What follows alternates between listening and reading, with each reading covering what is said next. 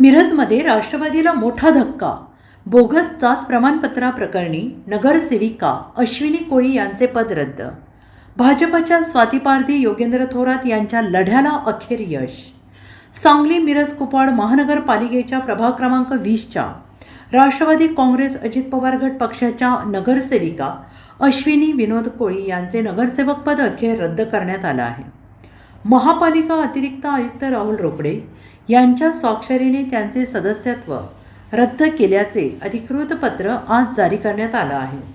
या कारवाईमुळे राष्ट्रवादीचे आमदार इद्रिस नाईकवाडी गटाला भाजप पक्षाने मोठा राजकीय धक्का दिला असून भाजपच्या स्वातीताई पारधी आणि माजी नगरसेवक योगेंद्र थोरात यांच्या प्रदीर्घ लढ्याला यश आलं आहे.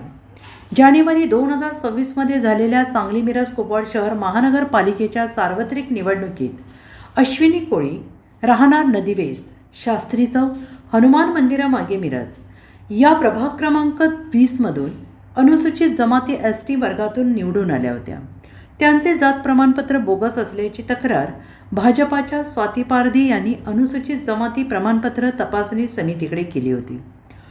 अनुसूचित जमाती प्रमाणपत्र तपासणी समिती पुणे विभाग पुणे यांनी या प्रकरणाची सखोल चौकशी केली.